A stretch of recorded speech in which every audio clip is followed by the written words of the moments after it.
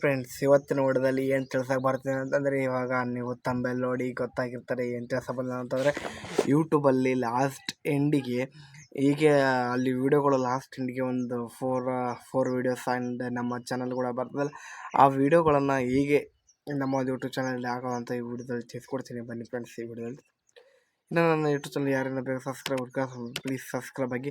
ಮತ್ತು ನಾನೊಂದು ಯಾವುದೋ ವಿಡಿಯೋ ಹೊಸದು ಆಗಿ ಅಪ್ಲೋಡ್ ಮಾಡೋ ಪಟ್ಟ ನಿಮಗೆ ನೋಟಿಫಿಕೇಶನ್ ಬರುತ್ತೆ. ನೋಟಿಫಿಕೇಶನ್ ಮುಖಾಂತರ ನೀವು ಯೂಸ್ ಮಾಡ್ಬೋದು. ಬನ್ನಿ ಫ್ರೆಂಡ್ಸ್, ಯಾವುದೇ ಒಂದು ಟೆಕ್ ನ್ಯೂಸ್ ಆಗಲಿ ನಮ್ಮ ಕನ್ನಡದವರಿಗೆ ಬೆಳೆಸಿ ಅಂತ ಹೇಳ್ತಾ ಇದ್ದೀನಿ.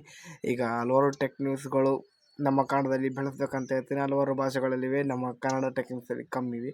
ಅದರಿಂದಾಗಿ ಎಲ್ಲ ಟೆಕ್ ನ್ಯೂಸ್ಗಳನ್ನು ಬೆಳೆಸಿ ಅಂತ ಹೇಳ್ತೀನಿ. ಮತ್ತು ಈ ವಿಡಿಯೋ ಚಾನಲ್ ಮಾಡಿ ಬನ್ನಿ ಫ್ರೆಂಡ್ಸ್.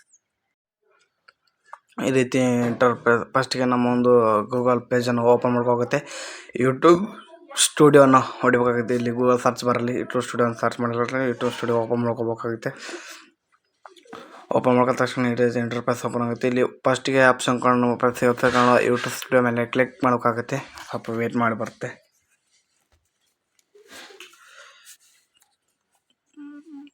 ಬಂದ ತಕ್ಷಣ ಇಲ್ಲಿ 3 ಡಾಟ್ಸ್ ಮೇಲೆ ಕ್ಲಿಕ್ ಮಾಡೋಗುತ್ತೆ. 3 ಡಾಟ್ಸ್ ಮೇಲೆ ಕ್ಲಿಕ್ ಮಾಡಿದ ತಕ್ಷಣ ಇಲ್ಲಿ ಕಂಟೆಂಟ್ ಮೇಲೆ ಕ್ಲಿಕ್ ಮಾಡೋಕ್ಕಾಗುತ್ತೆ. ಕಂಟೆಂಟ್ ಅಂತ ಏನು ಕಾಣ್ತಲ್ಲ, ಕಂಟೆಂಟ್ ಮೇಲೆ ಕ್ಲಿಕ್ ಮಾಡಿದ ತಕ್ಷಣ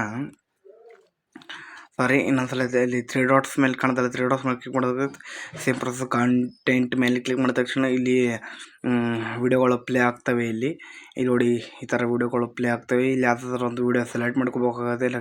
ಸೆಲೆಕ್ಟ್ ಮಾಡಿದರೆ ಸೆಲೆಕ್ಟ್ ಮಾಡಿದ ತಕ್ಷಣ ಒಂದು ಬೇರೆ ಈ ರೀತಿ ಎಂಡ್ ಸ್ಕ್ರೀನ್ ಮೇಲೆ ಕ್ಲಿಕ್ ಮಾಡೋಕ್ಕಾಗುತ್ತೆ. ಎಂಡ್ ಸ್ಕ್ರೀನ್ ಮೇಲೆ ಕ್ಲಿಕ್ ಮಾಡಿದ ತಕ್ಷಣ ಈ ಥರ ಒಂದು ಇಂಟರ್ಫೇಸ್ ಓಪನ್ ಆಗೋದು. ನಾವು ಎಲ್ಲಿಂದ ಬೇಕು ಎಲ್ಲಿಂದವರೆಗೆ ಅಲ್ಲಿ ನಾನು ಈ ಕಡೆ ಅಲ್ಲಿ ಇಟ್ಕೋಬೋದು. One video subscribe, 2 video subscribe, 3 1 subscribe, 1 video 1 subscribe ಬರ್ತೀನಿ ಅಂತ ಹೇಳೋ ಆಪ್ಷನ್ ಬರ್ತವೆ. ಹಲವಾರು ಆಪ್ಷನ್ಗಳು ಬರ್ತಾ ಇರ್ತವೆ.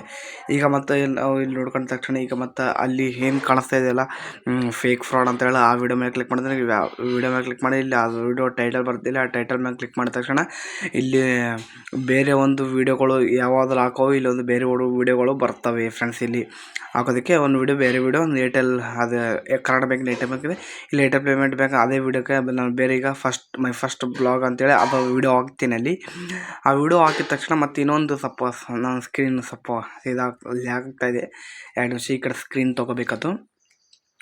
2 ನಿಮಿಷ ವೇಟ್ ಈ ಥರ ಸ್ಕ್ರೀನ್ ಅದ್ರ ಮೇಲೆ ಅದು ಹಾಸ್ಟೆಲ್ ಹುಡುಗರ ಬಗ್ಗೆ ಮಾಡಿದ್ದೆ ನಾನು. ಅದ್ರ ಮೇಲೆ ಕ್ಲಿಕ್ ಮಾಡಿದ ತಕ್ಷಣ ಅದು ಟೈಟಲ್ ಬಂದರೆ ಆ ಟೈಟಲ್ ಮೇಲೆ ಕ್ಲಿಕ್ ಮಾಡೋಕ್ಕಾಗುತ್ತೆ. ಟೈಟಲ್ ಮೇಲೆ ಕ್ಲಿಕ್ ಮಾಡಿದ ತಕ್ಷಣ ಇಲ್ಲಿ ನಾನು ಕಾಪಿರೈಟ್ ಕ್ಲೇಮ್ ಅಂತ ಒಂದು ವಿಡಿಯೋ ಮಾಡಿದ್ದೆ. ಆ ವಿಡಿಯೋಗಳು ಹಾಕ್ತಿಲ್ಲ.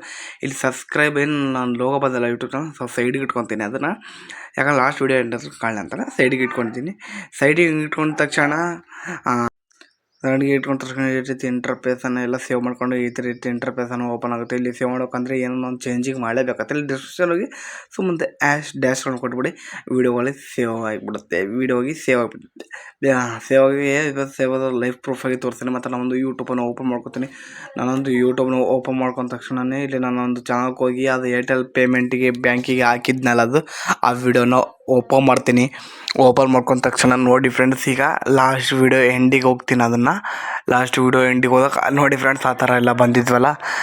ಈ ವಿಡಿಯೋದಲ್ಲಿ ಇಷ್ಟ ಆಯಿತು ಫ್ರೆಂಡ್ಸ್. ಇಲ್ಲ ಒಂದು ಯೂಟ್ಯೂಬ್ ಚಾನಲ್ ಸಬ್ಸ್ಕ್ರೈಬ್ ಆಗಿಲ್ಲ, ಬೇಕು ಸಬ್ಸ್ಕ್ರೈಬ್ ಆಗಿ. ಮತ್ತು ಹಂಗೆ ಬಾಜು ಒಂದು ಲೈಕ್ ಕೊಡಿ, ಕಮೆಂಟ್ ಮಾಡಿ, ಶೇರ್ ಮಾಡಿ. ವಿಡಿಯೋ ಹೆಂಗಿತ್ತಂತ